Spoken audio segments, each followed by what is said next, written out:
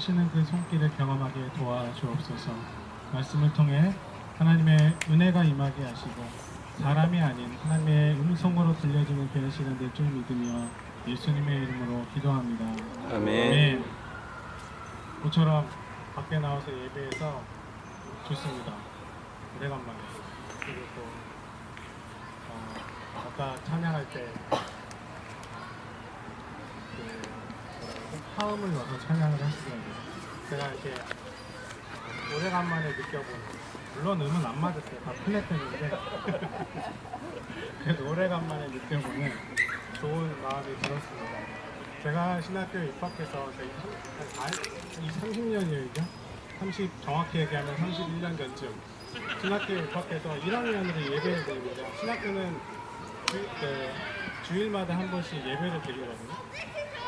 근데 찬양을 하면 그 대학원생들까지, 대학원에 다니시는 선배들까지 다 와서 예배를 드리니까 화음을 넣어서 무슨 찬양을 하든지 다 멋있게 막 그 웅장한 찬양이 되는 거예요. 그때 그 1학년 때 감동이 다시 새롭게 그때의 추억이 이렇게 딱 떠올라서 참 마음이 따뜻해지는 걸 느꼈습니다. 하나님 분명히 무쇠오 구제하시는 하나님이시기 때문에, 건물 안에 어디에 갇히신 하나님 아니시기 때문에 오늘 우리가 드리는 이 자리에도 함께 하실 줄로 믿습니다. 오늘 말씀을 기록한 시편 기자가 주님께 감사하면서 그의 이름을 부르고 그가 하신 일을 만민에게 알리라 이렇게 이야기합니다. 그분을 찬양하면서 그분이 이루신 놀라운 일들을 사람들에게 전하라고 얘기하죠. 그러면 그 시편 기자가 말하는 하나님이 이루신 일이 뭘까요? 시편 기자가 말하는 하나님이 이루신 일이 뭐예요? 하나님이 떠돌이에 불과했던 이스라엘 민족을 구원해 주신 일이에요. 시편 기자는 그 구원을 행하신 하나님을 기억하고 그분의 이름을 높이라 이렇게 얘기합니다.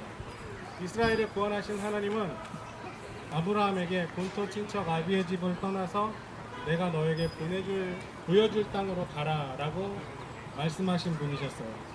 애굽 왕 바로의 손에서 이스라엘 민족을 건져주신 분이고, 그리고 당신의 백성이 가야 할 길을 알지 못할 때 선지자와 예언자를 보내셔서 그들이 살아갈 길을 말씀해 주신 분이셨습니다.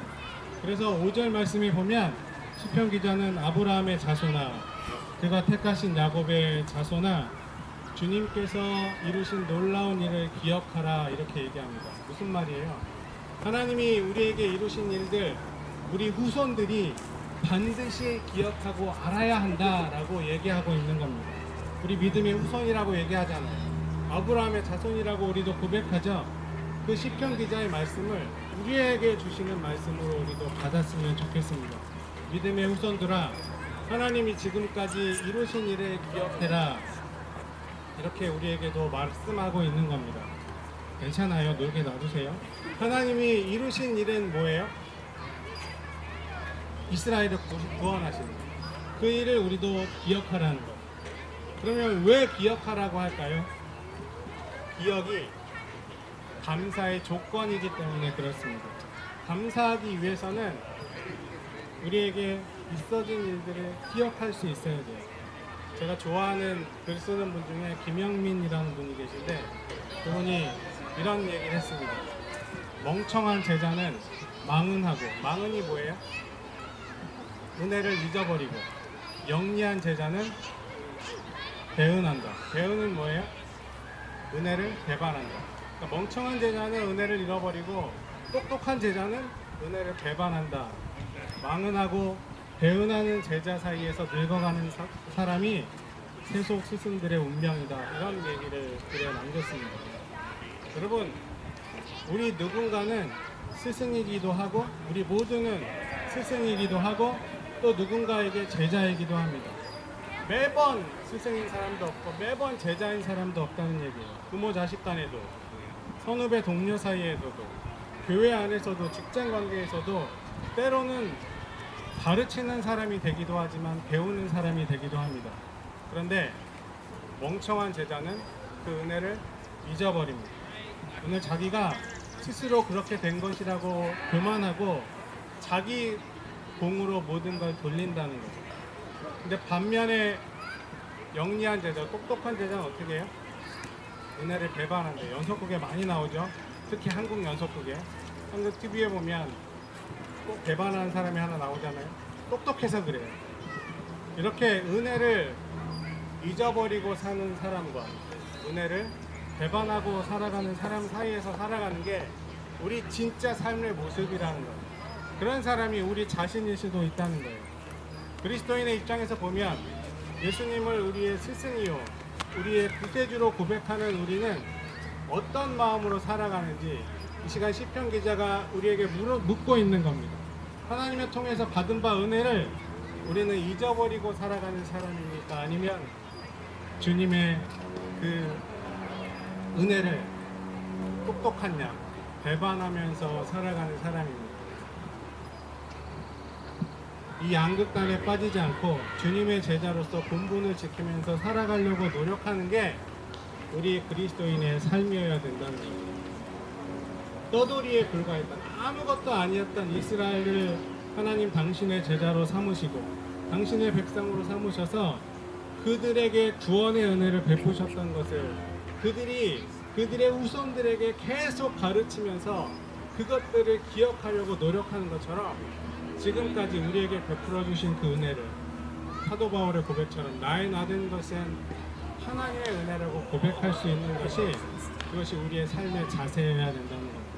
그 은혜를 기억하지 못하는 교회, 그 은혜를 기억하지 못하는 개인은 하나님과 함께하는 미래가 없다는 말입니다. 그 은혜를 기억하려고 노력하십시오.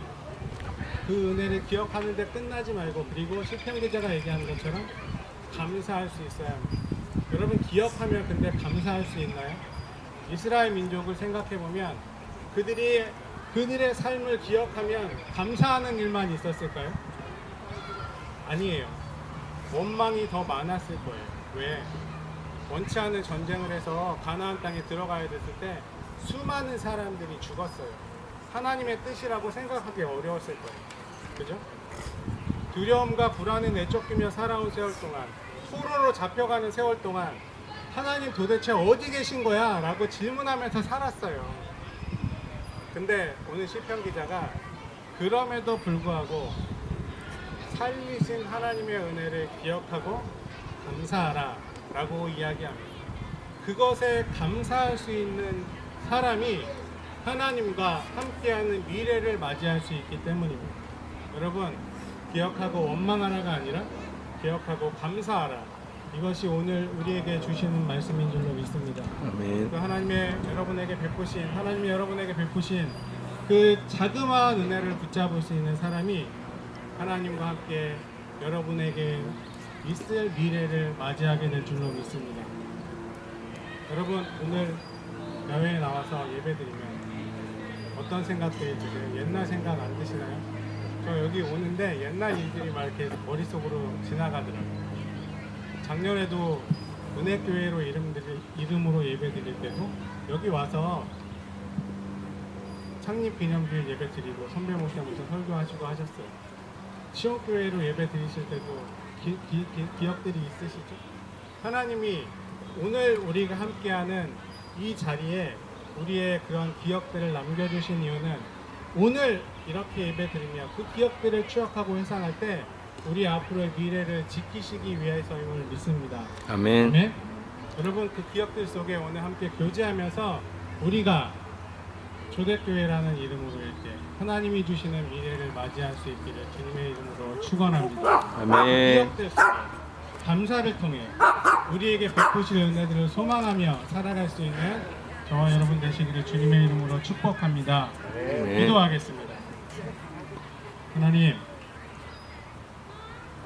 크신 은혜 감사합니다.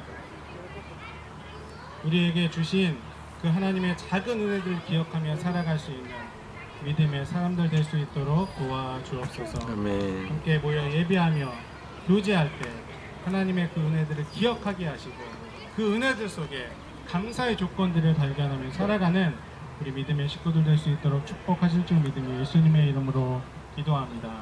아멘.